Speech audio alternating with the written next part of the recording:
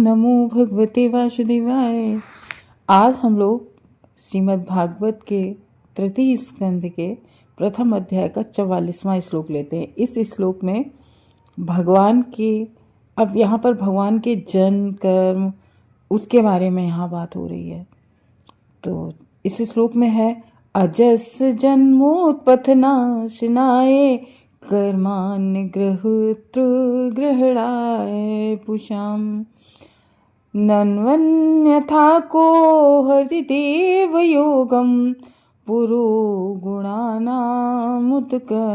तंत्रम। तो कह रहे अजस, तो यहाँ कह रहे कि वो भगवान कैसे हैं, अजस है, अजन्मा है। यानी कि कहने का ये मतलब है कि वो प्रकट होते हैं, भगवान उनका प्राकट्य होता है। किस लिए होता है? जन्मो उत्पत्थ नाशानाय, उपद्रवियों को विनाश करने के लिए। हम लोगों ने भगवत गीता का बहुत ही प्रचलित श्लोक है, सब जानते, परित्राणाय साधूनाम विनाशाय च दुष्कृता, धर्म संस्थापनार्थ हेतु संभवामि युगे युगे। हर युग में भगवान आते हैं, किसके लिए? हर युग में अलग अलग भगवान रूप में आते हैं, किसके लिए? धर्म की स्थापना करने के लिए और परित्राण, साधुओं का कल्याण करने के लिए और उपद्रवियों का विनाश करने के लिए। तो वहाँ पर यह जन्म उत्पत्त वही दुष्टों का विनाश करने के लिए, जो उत्पात मचाने वाले होते हैं, उत्पत्त नाशनाय, उत्पात मचाने वालों का विनाश करने के लिए। कर्मान्य कृत ग्रहणाय कुमान, यानी कि उन कर्मान्य यानी कि जो कार्य अकृत निठल्लों का ग्रहणाय, ग्रहण करने हेतु पुंसाम, सारे व्यक्तियों को। यहाँ पर क्या और किसके लिए? कि जो हम सब पुंसाम को कहीं भी पुंसाम आए, पुंसाम मीन्स हम सब मनुष्यों के लिए, मनुष्य के कल्याण के लिए। लेकिन भगवान यहाँ और किसके लिए भी जन्म लेते हैं? किसके लिए? कि ताकि जब भगवान इस धरा जगत पर आते हैं, प्रकट होते हैं, भगवान अपनी लीलाएं करते हैं। तो आज हम लोग भागवतम में क्या भगवान की रूप गुण लीलाओं की चर्चा तो कर रहे हैं। तो जब हम सब लोग, हम सब पुंसाम, हम सब मनुष्य जाति भगवान की जो रूप गुण लीला, भगवान की जो चर्चा करते हैं, तभी तो कर पाते हैं। ऐसे तो भगवान ऊपर बैठे हैं और अपने धाम में हैं, तो हम भगवान को जान ही नहीं पाएंगे। जब भगवान इस धरा जगत पर प्रकट होंगे, भगवान अपनी लीलाएं करेंगे, तभी तो हम लोग भगवान को जानेंगे। और जब हम भगवान को जानेंगे, भगवान के बारे में बात करेंगे, तो हम सब पुंसाम, हम सब लोगों का क्या होगा? सारे व्यक्तियों का जो निठल्ले हैं, बेफालतू में हम लोग बैठे रहते हैं। और हम लोग अगर न भगवान की हम लोग भागवत न सुने, तो सारे कार्य इस धरा जगत के बेफालतू हैं। उर्दू मूल शाखा, यानी कि जो ये जगत जो है, ये क्या है? छाया मात्र है।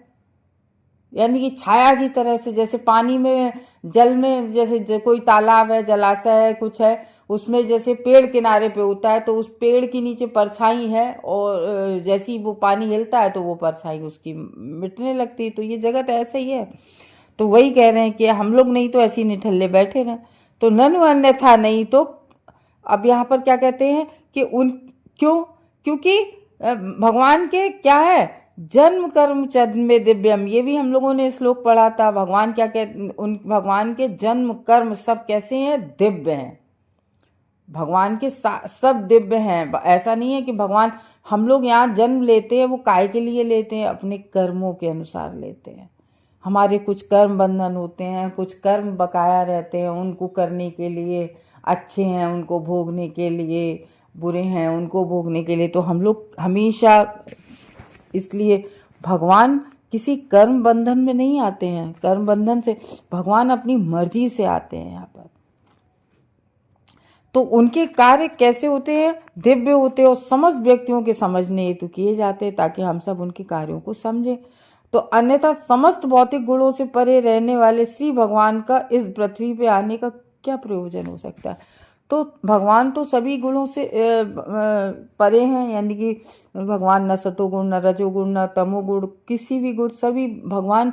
क्यों भगवान को निर्गुण क्यों कहा जाता है? निर्गुण इसलिए नहीं कहा गया गीता में कि भगवान में कोई गुण नहीं है। निर्गुण का मतलब है कि भगवान सारे गुणों से परे हैं, उन पे किसी गुण का कोई प्रभाव नहीं होता है भगवान का। भौतिक गुणों से परे रहने वाले भगवान, फिर इस पृथ्वी पर फिर उनका प्रयोजन क्या हो सकता है? तो उनका प्रयोजन हम सबके कल्याण हेतु। तो इसलिए कह रहे ब्रह्मा जी ने, देखो ब्रह्मा जी भगवान की नाभि कमल से निकले हैं, और सबसे पहले भगवान ने ब्रह्मा जी को ही ज्ञान दिया।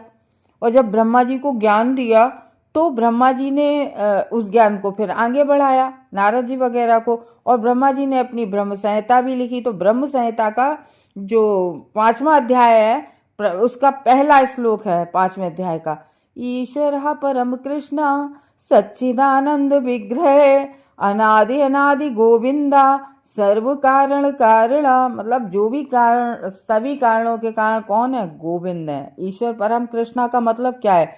जो ईश्वर है, जो भगवान है, परम कृष्ण कौन है? वो परम कृष्ण है, वही सच्चिदानंद है। तो ये कह रहे हैं, तो श्री भगवान का जो स्वरूप सनातन है, सनातन मतलब हमेशा से, जब कुछ भी नहीं था इस जगत में, जब ये सृष्टि भी नहीं हुई थी, है तब, क्योंकि हम लोगों ने सृष्टि का पूरा अध्याय पढ़ा था ना, भगवान ने कैसे सृष्टि की थी, प्रधान में छोप करके इस तरीके से भगवान ने सारी पूरी प्रकृति बनाई थी। तो ये कह रहे कि जब तो भगवान ने समझ, तब भी जब कुछ भी नहीं था, सृष्टि से प्रारंभ में कौन थे? भगवान थे। तो वो सनातन है, शुरू से है, और कैसे आनंदमय है, वो सबको आनंद प्रदान करने वाले, और स्वयं भी हमेशा आनंदमय रहते हैं भगवान, और सर्वज्ञ है। मतलब ऐसी कोई जगह नहीं, हम लोग कहते नहीं कण कण में भगवान, और सर्वज्ञ है भगवान। तो उनका जैसा कि कहा गया है कि भगवान जन्म लेते हैं, तो ये उनका जो तथाकथित जन्म है वो कि एक तरह से प्राकट्य होता है भगवान का। भगवान प्रकट होते हैं, वो किसी कर्म बंधन में नहीं होते हैं कि उन्हें गर्भ, माँ के गर्भ में रहने का कोई कष्ट हो या कोई नहीं।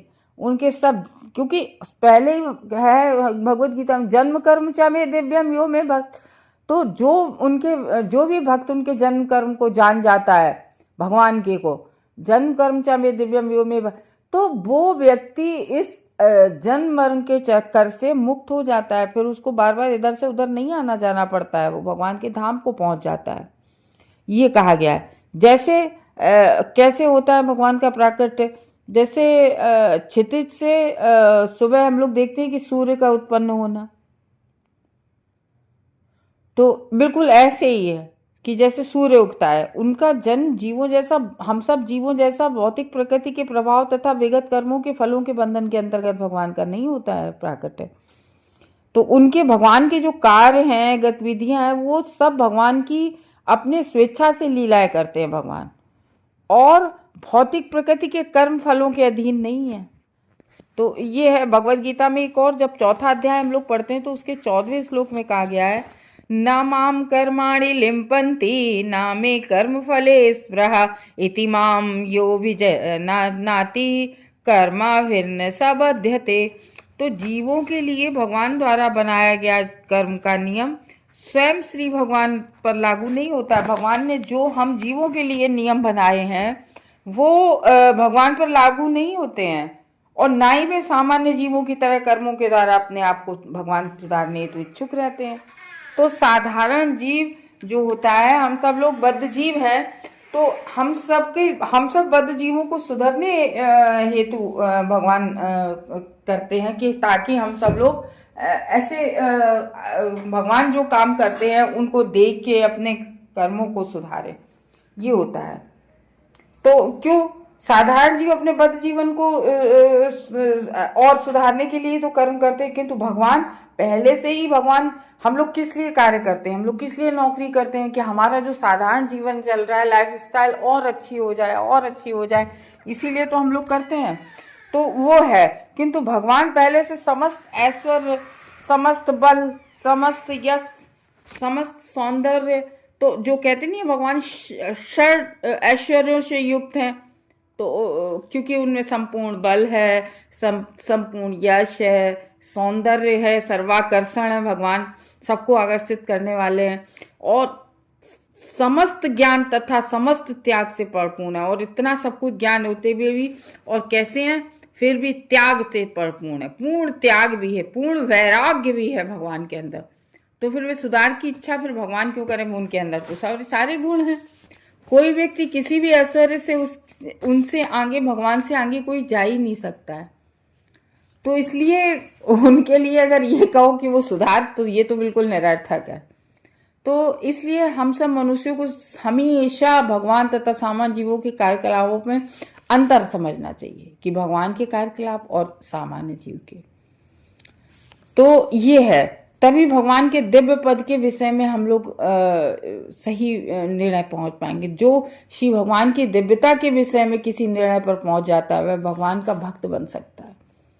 तो जो भगवान के जन्म कर्म को जान जाता है वो व्यक्ति भगवान को, तो हम लोग क्या कर रहे हैं, वही तो जानने की कोशिश कर रहे हैं, भगवान के जन्म कर्मों के बारे में जानने की, भागवत में क्या है।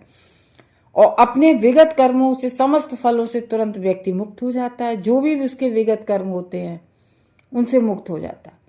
तो कर्माणि निर्दहति किंतु च भक्ति वाजाम, श्री भगवान भक्ति के विगत कर्मों के फलों को या तो कम कर देते हैं। हम जब भगवान का नाम जप करते हैं, भगवान की कथा सुनते हैं, तो भगवान क्या कर देते हैं, हमारे सारे कर्मों का शमन कर देते हैं। हमारे जितने भी पाप कर्म होते हैं, हम भगवान का नाम लेते हैं, वैसे ही भगवान हमारे कर्मों का शमन कर देते हैं।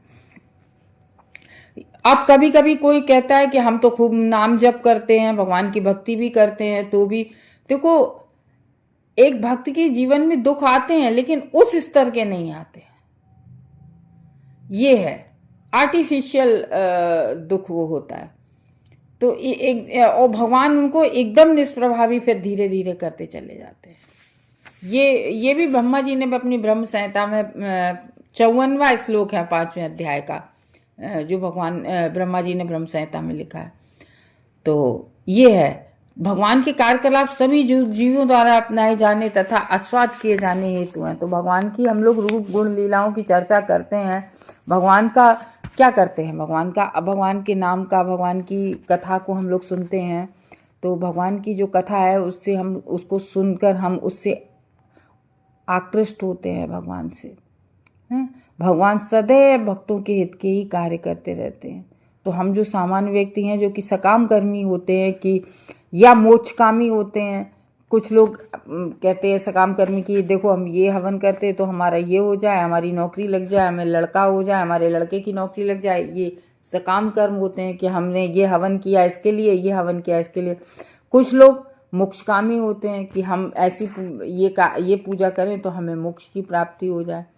तो श्री भगवान के प्रति जो है व्यक्ति आकृष्ट हो सकते हैं जब वे भक्तों के रक्षक के रूप में कार्य करते हैं भगवान। तो सकाम कर्मी भक्तिमयी सेवा द्वारा अपने लक्ष्य प्राप्त कर सकते हैं। हम लोग अपने लक्ष्य, जो सकाममयी सेवा होती है, जो कि वेदों में बताई गई है कि इस मंत्र से ये होता है, इस जप से ये होता है, इस हवन से ये होता है, ऐसे बताए गए हैं।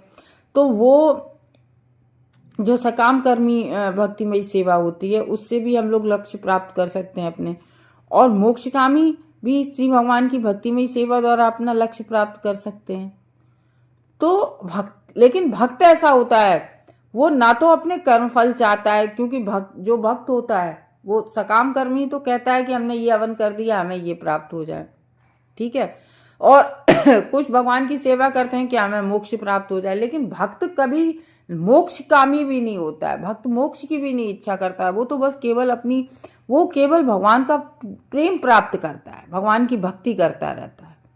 वो जो भी भक्ति करता है, जो भी नाम जप करता है, उसके बदले में कुछ भगवान से नहीं चाहता है कि हम इतनी माला कर रहे तो हमें उसके बदले हमें ये चीज मिल जाए, वो नहीं मांगता है। और ना ही किसी प्रकार का मोक्ष चाहता है भक्त। वो भक्त तो केवल भगवान के यशस्वी अतिमानवीय कार्यों का आस्वादन करते हैं। वो क्या करते हैं, भगवान के जो अतिमानवीय, मतलब जो कार्य कोई मानव ना कर पाए। 7 दिन के बच्चे थे बाल रूप में, 7 दिन 7 रात लिटिल फिंगर पर पर्वत उठाए रहे, तो कौन उठाए रहेगा। ये अतिमानवीय कार्य किए भगवान ने। क्या इतने छोटे थे, इतने बड़े बड़े राक्षसों को, कंस को देखो 11 साल की उम्र में ऐसे मार दिया, मुक्कों से ही मार डाला, ना कोई अस्त्र ना शस्त्र, कुछ नहीं। तो ये है। और पूतना राक्षसनी, वो तो तब तो शायद 7 या 8 दिन के, कितने दिन के थे, हाँ तुरंत की बात है। वो जैसे ही प्रकट हुए थे वैसे ही पूतना राक्षसी दूध पिलाने के लिए आई थी, बड़ी सुंदर स्त्री बन के आई थी। तो उन भगवान के सभी प्रकार के जो कार्य होते हैं कर्मियों, ज्ञानियों तथा भक्तों को आकृष्ट करने हेतु संपन्न किए जाते हैं, चाहे कर्मी हो, चाहे ज्ञानी हो या भक्त हो। सब भगवान सर्वाकर्षण, सबके लिए आकर्षण का केंद्र बिंदु है सब। तो ये है, सब आकर्षित होते हैं भगवान की तरफ, क्योंकि वे कर्म के समस्त नियमों से परे हैं। अतएव उनके लिए माया के रूप को स्वीकार करने की संभावना ही नहीं रहती है। जैसे हम सब सामान्य जीव बाध्य होते हैं कर्मों से। तो ये है भगवान के प्राकट्य का जो गौण प्रयोजन है, वो यही है मेन प्रयोजन, कि दुष्ट असुरों का संहार करने तथा जो कम बुद्धि वाले जो लोग होते हैं, जो अनर्गल नास्तिकवादी होते हैं। भाई अब ये समझ लो कि कुछ लोग कहते हैं कि नास्तिकवाद, कि भगवान तो निर्विशेषवादी हैं, ये इस तरीके से जो मायावादी लोग होते हैं। तो ये नास्तिकतावादी के प्रचार को रोकना था भगवान को, कि भगवान कितने सुंदर होते हैं, कितने कृपालु होते हैं, कितने दयालु होते हैं, कितने महान होते हैं। तो भगवान की जो अहेतु की कृपा है, मतलब अहेतु मीन्स बिना कारण कृपा करते हैं अपने भक्तों पर। भगवान की जो अहेतु की कृपा से स्वयं श्री भगवान द्वारा मारे जाने वाले असुरों को भी, तो भगवान जो राक्षस होते हैं, जो जैसे कंस को ही मारा तो भगवान के हाथों से मारा गया, जो भी भगवान के हाथों से मारा गया, या जिस युद्ध में भगवान के दर्शन करते हुए जो मरा, जो भी व्यक्ति, जो भी सैनिक, जितने भी राक्षस, जितने भी असुर, सबको मोक्ष प्राप्त होता है भगवान, क्योंकि भगवान के हाथों से उनका कल्याण हो रहा है। तो भगवान का जो सार्थक प्राकट्य है सामान्य जन्म से सदैव भिन्न होता है। तो ये भगवान का प्राकट्य सामान्य जन्म की तरह कभी किसी को नहीं समझना चाहिए, उसको बहुत पाप लगता है। यहाँ तक कि शुद्ध भक्तों का भी जो भौतिक देह से कोई संबंध नहीं होता है। यहाँ पर क्यों कहा गया है कि मतलब भगवान तो होते ही हैं, लेकिन जो भगवान का शुद्ध भक्त होता है तो भगवान का जो वो भगवान का हो जाता है, हमें दिखाई नहीं पड़ता, उसकी देह शरीर सब वैसे ही दिख होता है। लेकिन उन भगवान का जो भक्त, शुद्ध भक्त होता है, वो उसे भी अपनी भौतिक देह से कोई भी उसका भी संबंध नहीं होता है, वो भी भगवान का भक्त, वो भी दिव्य हो जाता है। तो सच्चिदानंद स्वरूप में यथा रूप प्रकट होने वाले श्री भगवान निश्चित रूप से भौतिक रूप द्वारा परिसीमित नहीं होते। तो इस तरीके से हम लोग 44वां श्लोक पूर्ण करते हैं। हरे कृष्णा। कल हम लोग लास्ट इस अध्याय का करेंगे, एक श्लोक रह गया इस अध्याय का। हरे कृष्णा।